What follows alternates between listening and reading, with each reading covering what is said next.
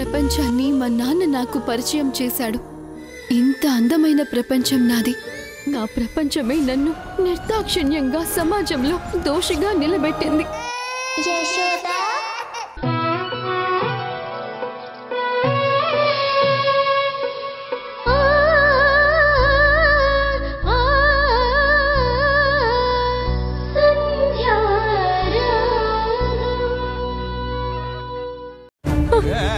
Vindhya please, నిజంగా నాకు తెలీదు.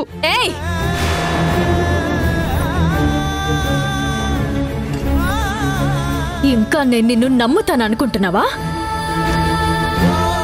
ముందు ఆ దొంగ కన్నీళ్ళు ఆపేసాయి.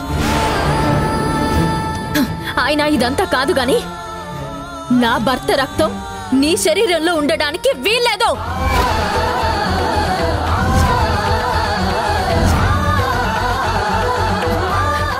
ఇచ్చేయ్, నా మొగుడి రక్తం నాకు ఇచ్చేయ్.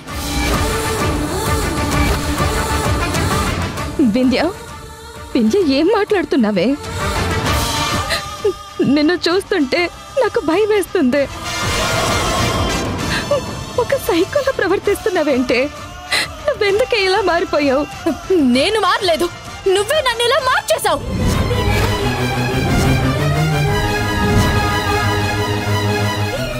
ఏ భార్య అయినా తన భర్తని తన నుంచి దూరం చేస్తే తను ఎలా ఊరుకుంటుంది? ప్రశాంతంగా ఎలా ఉండగలుగుతుంది? ఎందుకే నేను వద్దు వద్దు అంటున్నా నా భర్త వెనకాలే పడుతున్నావు? ఆయన్ని నీ వైపుకి తిప్పుకుంటున్నావు. నీ ఒంట్లో ప్రవహించేది నా భర్త రక్తమే కదా. నీ రక్తము ఆయన రక్తము రెండు కలిసిపోయాయి. ఇంకా నువ్వు నా మాట ఎలా వింటావు?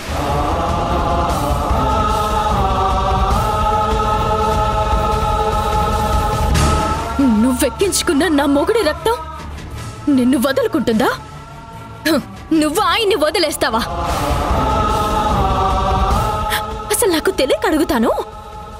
నువ్వు నీ భర్తకి, నా భర్త నాకు విడాకులిచ్చి మీరిద్దరూ పెళ్లి చేసుకుంటారా?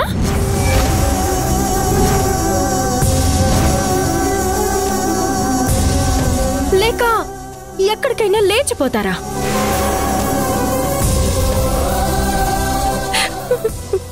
వింధ్య, ఏంటి ఇది?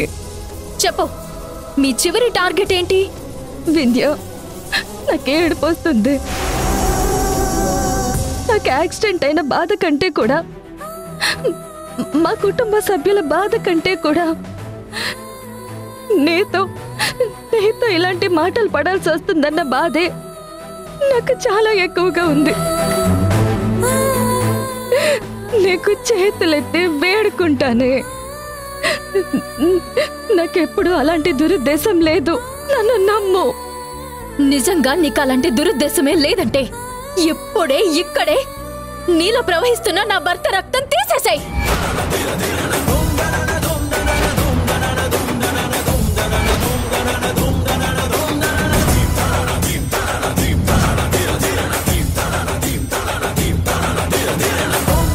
ఏంటి అలా చూస్తున్నావు?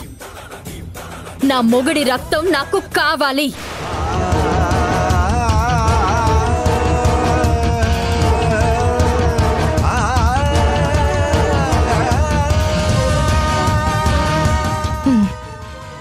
సరేనే, నీకు నా శరీరంలో ఉన్న రక్తమే కావాలనుకుంటే, నా రక్తం కళ్ళ చూస్తేనే నీ ప్రాబ్లం తీరుతుంది అనుకుంటే, ఇప్పుడే ఈ క్షణమే నా చెయ్యి కోసుకుని ఆ రక్తం నీకిచ్చేస్తా.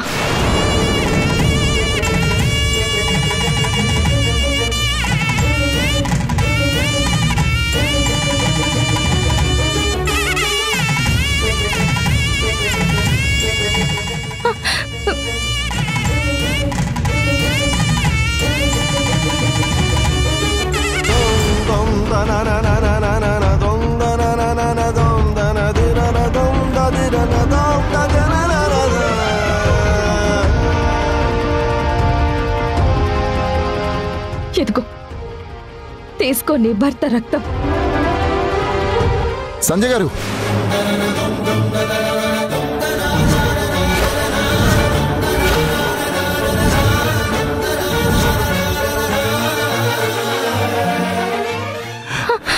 ఏం చేస్తున్నావు? వదలండి. పిచ్చి పట్టిందా మీకు? తనంటే ఓ సైకోలా మారిపోయింది. మీరు కూడా అలాగే బిహేవ్ చేస్తున్నారా? నా గురించి పట్టించుకునే స్థితిలో నేను లేను.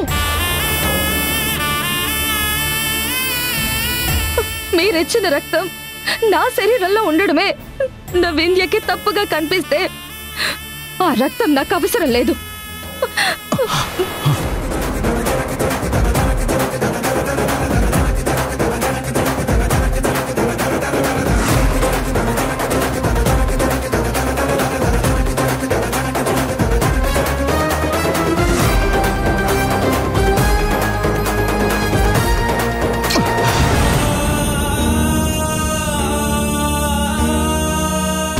చూడండి సంజయ్ గారు,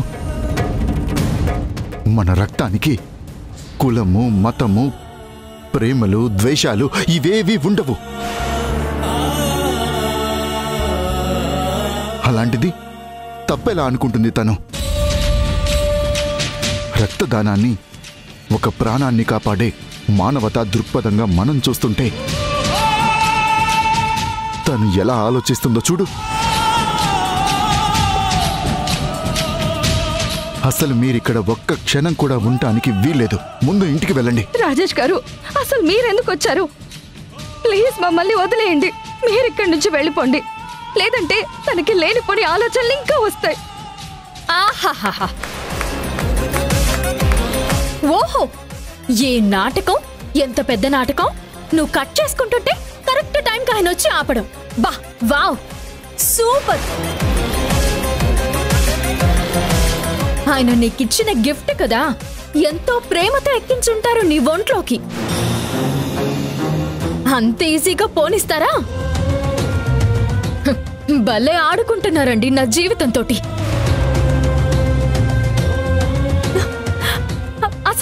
అసలిద్దరూ ఏం బాగా ప్లాన్ చేశారో. గ్రేట్! అవును, మీరేమో గిఫ్ట్ గా బ్లడ్ ఇచ్చారు, మరి ఈవిడ మీకేం గిఫ్ట్ ఇచ్చింది?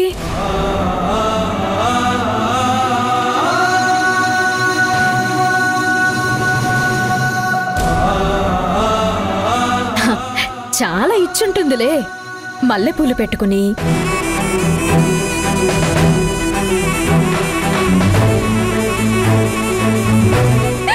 వింధ్య, అందుకేనా ఆ రోజు నుంచి మీరు నా వైపు చూడడమే లేదు, నాకు దూరంగా ఉంటున్నారు? చూడు, నా భర్త నేను ఎంతో ఆప్యాయంగా ఉండేవాళ్ళం, దాన్ని కూడా లాగేసుకున్నావు కదే. ఛీ, ఏం బ్రతకనేది! వింధ్య,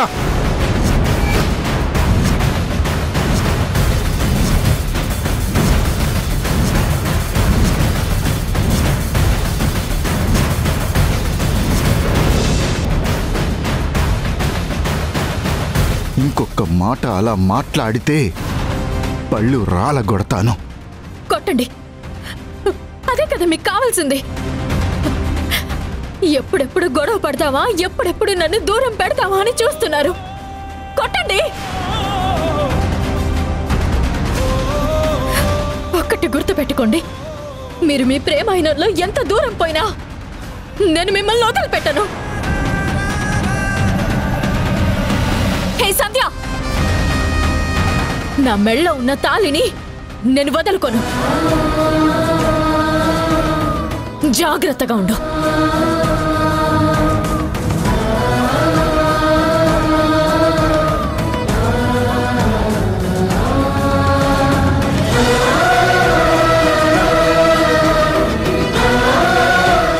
సంధ్య గారు, తప్పంతా నా వల్లే జరిగింది. నన్ను క్షమించండి. నేను మీకు చేసిన సహాయం మీ ప్రాణాలు కాపాడుతుంది అనుకున్నానే తప్ప మీ మెడకు ఉరితాడవుతుందని నేనెప్పుడు అనుకోలేదు. జీవితంలో ఇంకెవరికైనా సహాయం చెయ్యాలన్న ఆలోచన కూడా నాలో చచ్చిపోయేలా చేసింది మీ ఫ్రెండ్. మీరెప్పుడు నా వల్ల ఆనందంగా ఉండాలని కోరుకున్నాను. మీరు కంటతడి పెట్టాల్సి వచ్చినందుకు ఐఎమ్ వెరీ సారీ. మనసు కన్ను చేసుకొని చూడరలోకం, ఎదను పెంచి పంచుకో ఎంచకు లోపం. మనసు కన్ను చేసుకొని చూడరలోకం, మనసనేది దీపం, అది మనిషికి రూపం, నీడే తోడు.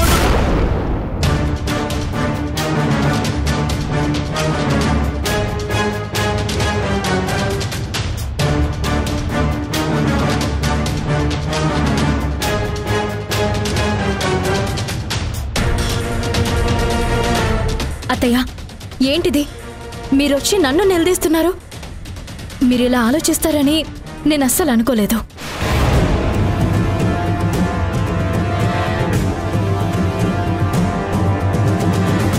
అసలు అవతల గెలిచిందెవరు?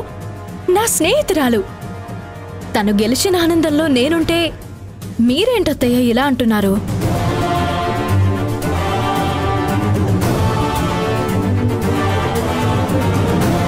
వాణి, ఏంటి ఇంకా నిద్రపోకుండా ఏం ఆలోచిస్తున్నావు? ఏమైంది వాణి? ఎందుకలా ఉన్నావు? ఏం అవ్వకపోవడం ఏంటండి? అయ్యేవన్నీ అవుతూనే ఉన్నాయి. మనమే వాటిని గుర్తించడం లేదు. దేని గురించి మాట్లాడుతున్నావు వాణి? వెకేషన్ క్యాన్సిల్ అవ్వడం గురించా? అది రాజేష్ చెప్పాడు కదా, సంజయ్కి యాక్సిడెంట్ గురించి అలా అయిందని. అదొక్కటే కాదండి, ప్రతిదాన్ని కలిపి చూస్తే ఏదో తేడాగా ఉంది. అదేంటి? బతుకమ్మ పండగ బాగానే జరిగింది కదా? ఎక్కడ జరిగిందండి? బతుకమ్మ నుండి కూడా వచ్చేసింది కదా. అమ్మవారిని కూడా అసలు గంగలో వదలకుండా వచ్చేసింది. అసలు ఏమనుకోవాలి? అంటే ఇప్పుడు నీ ఉద్దేశం ఏంటి వాణి? మనకి మన కుటుంబానికి దిష్టి తగిలింది. దిష్టే? అవునండి, మనకే కాదు, సంధ్య వాళ్ళ ఫ్యామిలీకి కూడా. మన 2 కుటుంబాల్ని ఏదో దోషంలా వెంటాడుతుందని నాకనిపిస్తుంది. ఇప్పుడు సడన్ గా నీ మనసుకి ఎందుకు అలాంటి ఆలోచన వచ్చింది? ఎందుకంటారేంటండి? ఈ మధ్యకాలంలో చూశారు కదా, వింధ్య రాజేష్లు సరిగ్గా సఖ్యతగా ఉన్నదే లేదు. ఏదో ఒక డిస్టర్బెన్స్ తోటే రోజులు గడుస్తున్నాయి వాళ్ళిద్దరి మధ్యలో. కనీసం ఒక చిన్న వెకేషన్కి కూడా అసలిద్దరు కలిసి వెళ్లడానికి కాలం కలిసి రావట్లేదు. వింధ్య మానసికంగా చాలా స్ట్రగుల్ ఫేస్ చేస్తుంది. అవును, ఆ మాట నిజమే. మన ముందు అలా బాగానే ఉన్నట్టుంటుంది, కానీ తన మనసు ఎప్పుడూ అలజడిగానే ఉంటుంది. అది నిజమే. ఇంక సంధ్య వాళ్ళ గురించి అంటారా? పార్వతి గారికి ఆరోగ్యం బాలేదు. కష్టపడే శ్రీకర్కి అలా అయ్యింది. కుటుంబం మొత్తం సంధ్య మీదే ఆధారపడింది. ఇప్పుడు చూస్తే సంధ్యకి ఇలా యాక్సిడెంట్ అయి ప్రాణాపాయంతో బయటపడింది.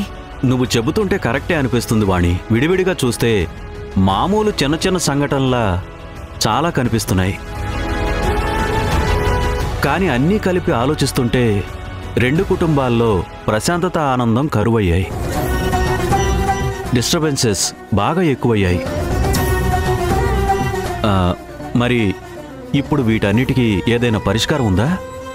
ఉందండి, అదే అనుకుంటున్నాను. రాజేష్, వింధ్య, శ్రీకర్ సంధ్యలతో గుళ్ళో దోష నివారణ పూజ జరిపిద్దామని చెప్పి ఆలోచిస్తున్నాను. మీరేమంటారు? చాలా మంచి నిర్ణయం అంటాను. ఖచ్చితంగా చేయించు వాణి. పంతులు గారితో మాట్లాడి ఏర్పాట్లు చేయించు. అలాగేనండి. పొద్దున్నే పూజకి ఏర్పాట్లు చేయించి 2 జంటల్ని పూజలో కూర్చోబెట్టి దోష నివారణ పూజ జరిపిస్తాను. పిల్లలు సంతోషంగా ఉండాలి. అంతకంటే మనకింకేం కావాలి? అవును.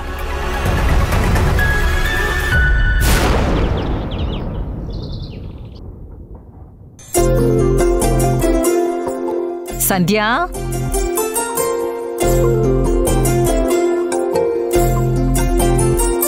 అత్తయ్య, మీరేంటి ఇక్కడ? మీకొక ముఖ్యమైన విషయం చెప్పాలి. ముందు మీరందరూ కూర్చోండి.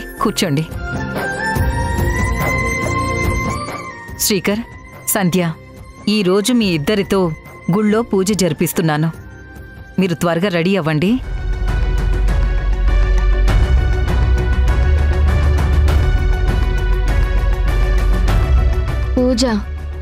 పూజ ఏంటత్తయ్యా? మాకు కూడా ఇంట్లో అన్ని డిస్టర్బెన్సెస్గానే ఉంటున్నాయి. అందుకే మీ 2 జంటలతో గుళ్ళో రాహుకేతువుల దోష నివారణ పూజ చేపిద్దామని నేను ఏర్పాటు చేయించాను. 2 జంటలా? ఎవరెవరత్తయ్యా? ఇంకెవరమ్మా, నువ్వు శ్రీకర్, రాజేషు వింధ్య, మీ 2 జంటలే.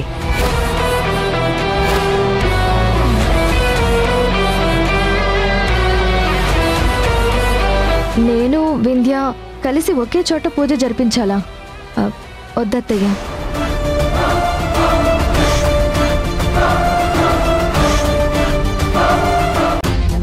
అదేంటమ్మా అలా అంటున్నావు? ఏమైంది సంధ్య? అలా కాదత్తయ్యా, ఇప్పుడు ఈ పూజలు అవన్నీ ఎందుకు, తర్వాత ఎప్పుడైనా చూద్దాంలేండి. ముందు వాళ్ళిద్దరితో పూజ చేయించండి. ముందు వాళ్లతో చేయించడం ఏంటమ్మా? నీ స్నేహితురాలతో కలిసి పూజ చేయడం నీకిష్టం లేదా? ఆహా, అయ్యో అత్తయ్య, అదేం కాదు. ఖర్చుతో కూడుకున్న పూజ కదా, మేం తర్వాత చేయించుకుంటాం అంతే. ఖర్చు గురించి నువ్వెందుకు ఆలోచిస్తున్నావు? నేను అడిగానా? నాకు మీ మామయ్యకి వింధ్యంతో నువ్వు కూడా అంతేనని తెలుసు కదా నీకు. ప్లీజ్ అత్తయ్య, అర్థం చేసుకోండి. పార్వతమ్మ గారు చూడండి, సంధ్య నా మాట కాదంటుంది. అమ్మ సంధ్య, ఈ దోష నివారణ పూజ నేనే మీ ఇద్దరితో చేయిద్దాం అనుకున్నాను, కానీ కుదరలేదమ్మా. దైవ సంకల్పం, అందుకే వాణిగారు ఏర్పాటు చేయించారు. కాదనకమ్మా, ఆ భగవంతుడి అనుగ్రహం పొందే అవకాశం వచ్చినప్పుడు మనం వద్దనకూడదు. అవును సంధ్య, అంతలా చెప్తున్నారు కదా మంచి జరుగుతుందని. నువ్వు ఖర్చు గురించే కదా ఆలోచించేది. సగం డబ్బు మనం ఇచ్చేద్దాం. అదేం కుదరదు. అసలు ఖర్చు గురించి మీరేం మాట్లాడొద్దు శ్రీకర్. వింధ్య, సంధ్య నాకు కోడళ్ళు కాదు, కూతుళ్ళు. కూతుళ్ళ జీవితాలు బావుండాలని తల్లిదండ్రులు కోరుకున్నట్టే మేం కూడా కోరుకుంటున్నాం. సంధ్య, అలా చనువు తీసుకుని నిన్నడగకుండా నేను ఏర్పాట్లు చేయించడం తప్పంటావా? అయ్యో అత్తయ్య, అలా ఎప్పుడూ అనుకోను. నాకు మా అత్తయ్య ఎంతో, మీరు కూడా అంతే. కానీ పూజ కానీ లేదు, ఏమీ లేదు. నువ్వు గుడికి వస్తున్నావు, మీ 2 జంటలు కలిసి పూజ చేస్తున్నారు అంతే. ఇంక శ్రీకర్, నీదే బాధ్యత. సరే అండి, మీ ఇష్టం. నేను సంధ్యను తీసుకొస్తాను. సరే, మీ ఇద్దరూ త్వరగా గుడికొచ్చేయండి. పార్వతి గారు, వెళ్ళొస్తాను. మంచిదండి. వదినా, వాణి ఆంటీ ఎంత మంచివారో కదా. అవును శ్రీజ, వాణి అత్తయ్య గారేంటి సడన్ గా వచ్చి పూజ అంటున్నారు? ఈ విషయం వింధ్యకి తెలుసా? తెలిస్తే తను అస్సలు ఊరుకోదు కదా, పెద్ద గొడవ చేసి రచ్చ చేస్తుంది. ఇప్పుడు నేను ఎలా వెళ్ళాలి? ఏం చెయ్యాలి?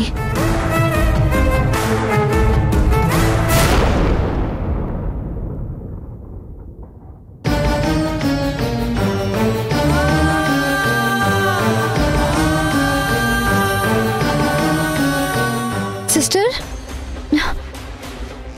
సిస్టర్, ఇక్కడున్నావా? నీకు ఈ విషయం తెలిసిందా?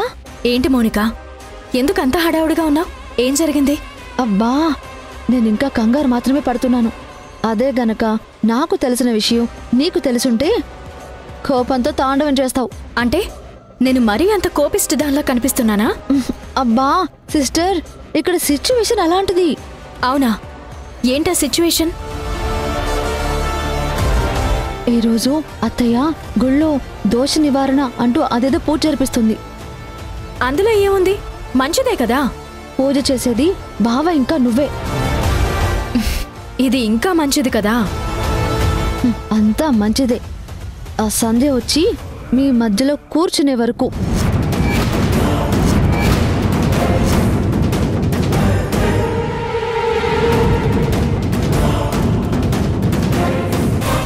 ఏంటి నువ్వనేది?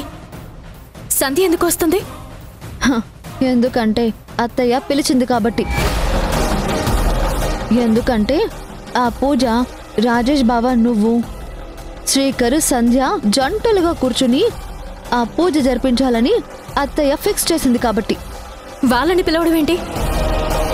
ఎవరిని అడిగి ఫిక్స్ చేశారు? అయ్యో, ఎగ్జాక్ట్గా అదే డౌట్తో నీ దగ్గరకు వచ్చాను. అదే ఎవరిని అడిగి ఏర్పాటు చేయిస్తుంది? కనీసం నీకొక మాట అయినా చెప్పాలి కదా. నీకు ఇష్టం ఉందో లేదో అడగాలి కదా. భావే అనుకుంటే ఈ మధ్య అత్త కూడా ఇలానే చేస్తుంది. నీకు చెప్పాలనే ఆలోచన కూడా చేయలేదు. అత్త ఎక్కడున్నారు? ఇంకా ఎక్కడత్తయ్యా? ఉదయాన్నే సంధ్య వాళ్ళ ఇంటికి వెళ్ళింది. నేను మా డబ్బులతోనే అన్ని ఏర్పాట్లు చేయిస్తాను, మీరు జస్ట్ అలా వచ్చి అలా కూర్చుని పూజ చేసేసి మమ అంటే చాలు అని సకుటుంబ సపరివారంగా వాళ్ళని పిలవడానికి వెళ్ళింది. అదేంటో సిస్టర్, కాలం నీకు బొత్తిగా కలిసి రావడం లేదు. నువ్వేమో కష్టపడి ఒక్కొక్క ఇటుక పేర్చి బావకి సంధికి మధ్య గోడ కడుతుంటే ఇంట్లో వాళ్ళేంటి అదే గోడని వాళ్ళిద్దరూ కలిసి ఉండే గదిలాగా మార్చేస్తున్నారు. అది నిజంగా అత్తయ్య గారికి వచ్చిన ఆలోచనేనా, లేక ఆయన ఏమైనా సంధ్యతో కలిసి పూజ జరిపించాలని, అందరి ముందు బాగోదని జంటలుగా చేయడానికి ఒప్పుకున్నారంటావా? నాకు అదే డౌట్ వచ్చింది సిస్టర్. కానీ నిజంగానే అత్తయ్యే మీ ఇద్దరి మధ్యలో డిస్టర్బెన్సెస్ పోవాలని, ఆ సంధ్య వాళ్ళకి ఎదురయ్యే కష్టాలన్నీ పోవాలని ఈ దోష నివారణ పూజ జరిపిస్తుందంట. లేదు, ఎట్టి పరిస్థితుల్లో వాళ్ళిద్దరినీ నమ్మలేము. వాళ్ళని కలవనివ్వకూడదు, కలవనివ్వను కూడా.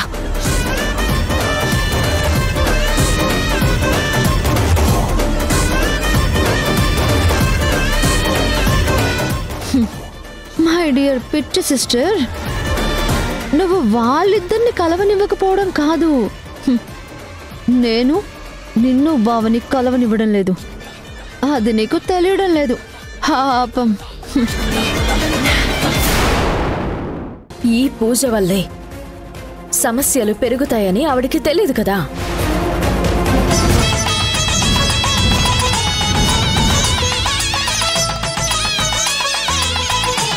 సంధ్య, ఎందుకొచ్చా?